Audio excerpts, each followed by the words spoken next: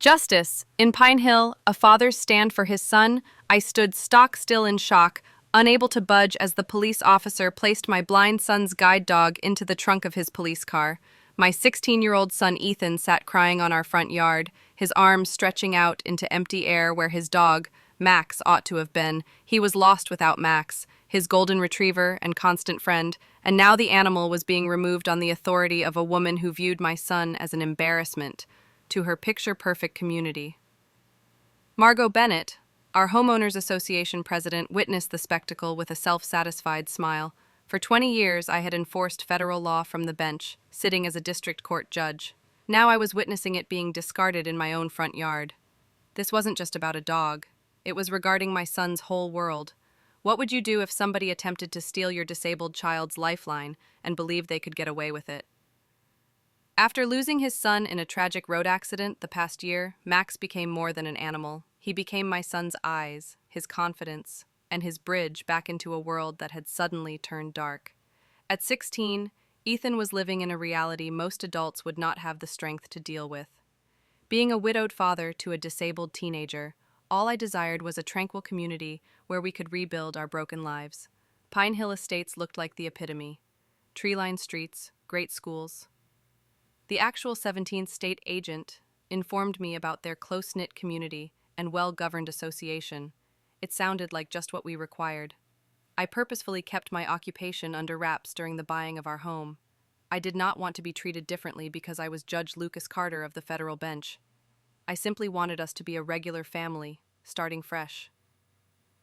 We had only lived in Pine Hill Estates for 2 weeks when Ethan at last felt secure enough to take Max outside. I recall sitting on the front porch and watching them. Ethan's hand lay lightly on Max's hand. The most experienced prosecutors I knew, security cameras were mysteriously installed facing only our home neighbors, began recording everything Ethan and Max did. Smartphones suddenly appeared the minute they stepped outside. 3 anonymous complaints were filed to animal control, accusing Max of threatening behavior towards children. Each accusation was dismissed after detailed inspections confirmed Max a perfectly trained service animal, but each visit left Ethan increasingly anxious, more reluctant to leave the house. When he attempted to swim with other teens at the community pool, Margot personally escorted him out, declaring loudly that liability issues demanded parental oversight for special needs residents. "I don't get it, Dad," Ethan whispered that evening, his voice shaking.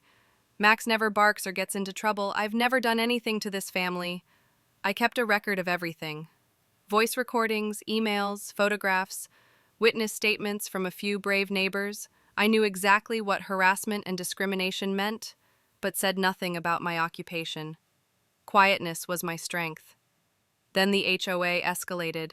They imposed emergency regulations. All animals are required to be registered and submit DNA samples. Residents with special accommodations need to provide monthly medical updates. All service animals are required to wear muzzles in public areas. Every violation had fines hours to amount to thousands of dollars. When I officially objected to the fines, Margot wrote a letter. "The board finds your incessant complaints detrimental to community harmony. Further complaints can lead to lien proceedings." I was sitting down with, alone in the dark that night, Max's head in his lap. "They want us gone? Because I'm blind. Don't they?" he asked quietly. That night I made 2 calls, one to my clerk to clear my court docket, the other to a civil rights attorney I trusted. Margot Bennett had no idea what she had said.